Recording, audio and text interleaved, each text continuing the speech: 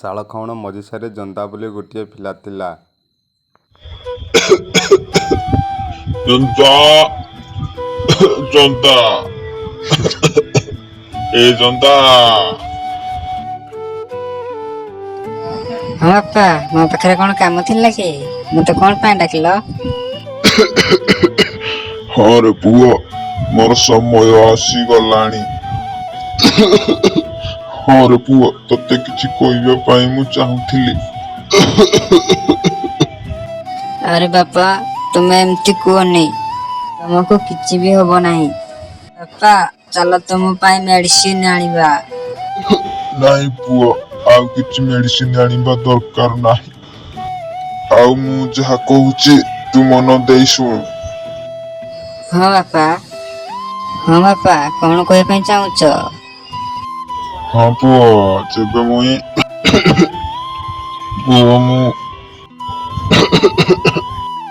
ହଁ ବାପା, ଆପଣ? ପୁଅ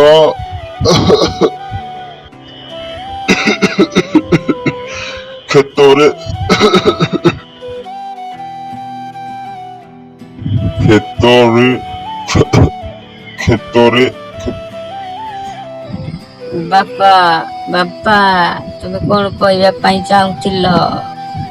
ବାପା, ତମେ କଣ କହିବା ପାଇଁ କହୁଥିଲ ସେ କଥା ବି କହିପାରିଲନି। ଆଉ ଜନ୍ଦା ଏବେ ବହୁତ ଦୁଃଖରେ ଥିଲା। ତାର କୋଉ ବି କାମରେ ମନ ଲାଗୁନଥିଲା।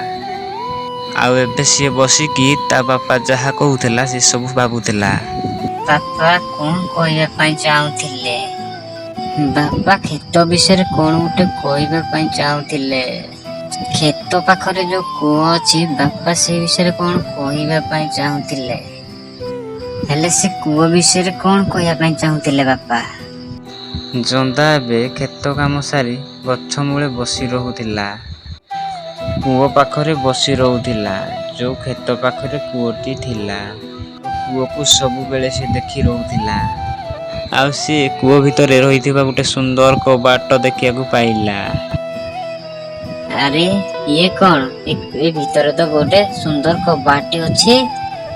ଲାଗୁଛି ବାପା ମତେ ଯୋଉ କଥା କହିବା ପାଇଁ ଚାହୁଁଥିଲେ ସିଏ ହଉଛି ଏଇ କବାଟ ବିଷୟର କଥା।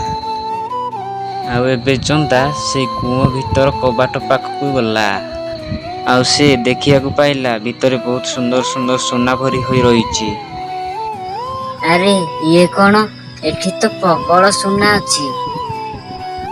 ଆରେ ଏଠି ଏତେ ସୁନା ରହିଛି, ତଥାପି ବାପା କଣ ପାଇଁ ଗରିବ ହୋଇ ରହିଥିଲେ? ମୁଁ ତ କିଛି ବୁଝିପାରୁନି।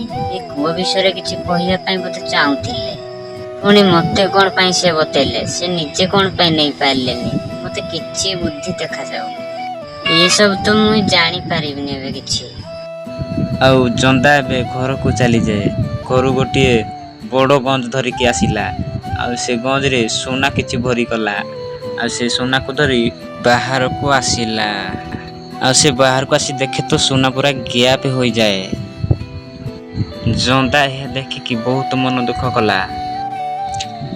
ଆରେ ମୋର ସବୁ ସୁନା କୁଆଡେ ଚାଲିଗଲା? ମୁଁ ତ କୂଅ ଭିତରୁ ଧରିକି ଆସିଥିଲି। ଆଉ ଜନ୍ଦା ଆଉ ଥରେ ସୁନା ଆଣିବା ପାଇଁ ଗଲା।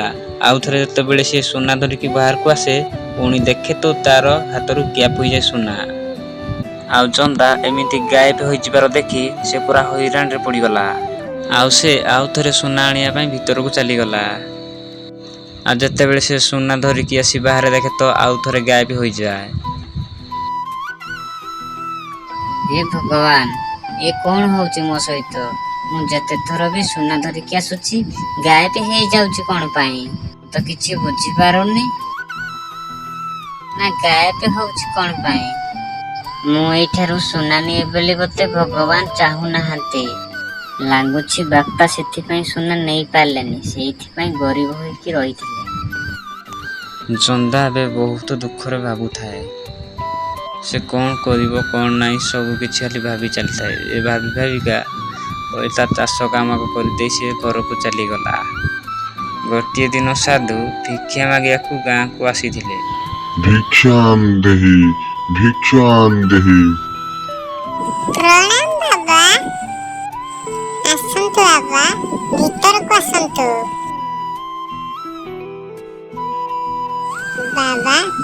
ତୁମର କଣ ସେବା କରିପାରିବି? ଏଇଠାରେ ଆପଣ ବସନ୍ତୁ, ମୁଁ ଖାଇବା ନେଇକି ଆସୁଛି। ଝିଅ, ତୁମେ ଯାହାବି ସୁଖ ଦୁଃଖରେ ଦବ ମୁଁ ସବୁ ଭିକ୍ଷା ରୂପରେ ସ୍ୱୀକାର କରିନେବି। ଏହାପରେ ଜନ୍ଦାର ସ୍ତ୍ରୀ ରୀତିକା ଘରୁ ପୁରା ଦେଶୀ ଖାଇବା ଧରିକି ବାବାଙ୍କ ପାଇଁ ଚାଲି ଆସେ। ଆଉ ସାଧୁ ବାବାକୁ ଦେଇ ଦିଅନ୍ତି।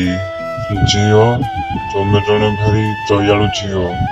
ଝିଅ, ଜଲ୍ଦି ତୁମର ଭାଗ୍ୟ ଖୋଲି ଯିବାର ଅଛି ଝିଅ। ତୁମର ସେ କୂଅ ଭିତରେ ବହୁତ ସାରା ସୁନା ରହିଛି। କିନ୍ତୁ ଶୁଣ, ସବୁ କିଛି ବୁଝି ସୁଝିକି ସେ ସୁନାକୁ ଆଣିବାକୁ ପଡ଼ିବ। ଆଉ ଯଦି କିଛି ଭୁଲ ହୋଇଯାଏ ତୁମେ ସେ ସୁନାକୁ ପ୍ରାପ୍ତ କରିପାରିବ ନାହିଁ। ସବୁ କିଛି ବୁଝି ସୁଝିକି କରିବାର ଅଛି। ମୁଁ ଏବେ ଏଇଠାରୁ ଯାଉଛି ମା। ଆଉ ଏତିକି କହି ବାବା ସେଠାରୁ ଚାଲି ଯାଆନ୍ତି।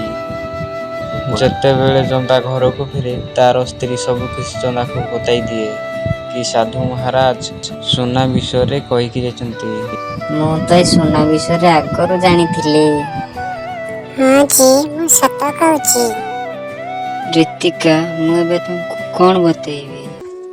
ମତେ ସେ ସୁନା ବିଷୟରେ ଆଗରୁ ଜଣାଅଛି। ସେଇ ସୁନା ଆମ କ୍ଷେତ ପାଖ କୂଅ ଭିତରେ ଅଛି। କିନ୍ତୁ ସେ ସୁନାକୁ ମୁଁ ଯେତେବେଳେ ବାହାରକୁ ନେଇକି ଆସୁଛି, ସେ ସବୁ ସୁନା କୁଆଡେ ଗାୟବ ହେଇଯାଉଛି, ପୁରାପୁରି ଉଭି ଯାଉଛି।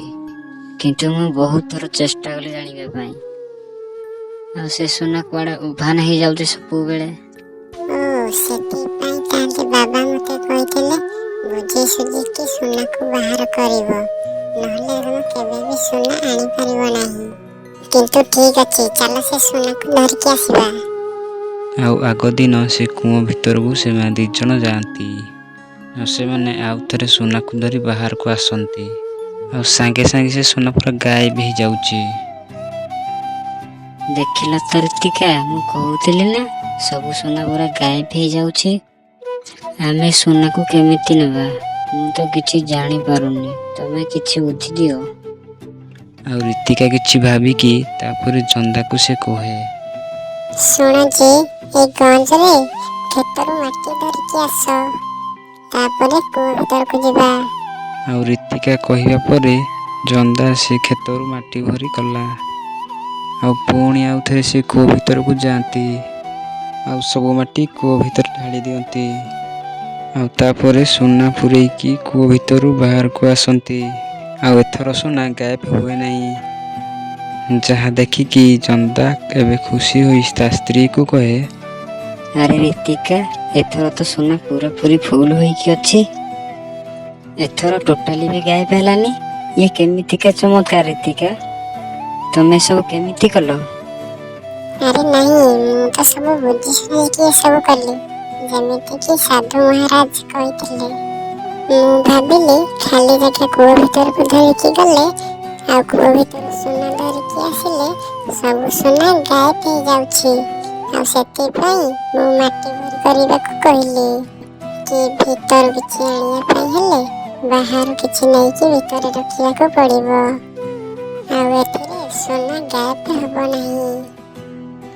ଆଉ ଜନ୍ଦା ବି ତା ସ୍ତ୍ରୀ କଥାରେ ବହୁତ ଖୁସି ହେଲା।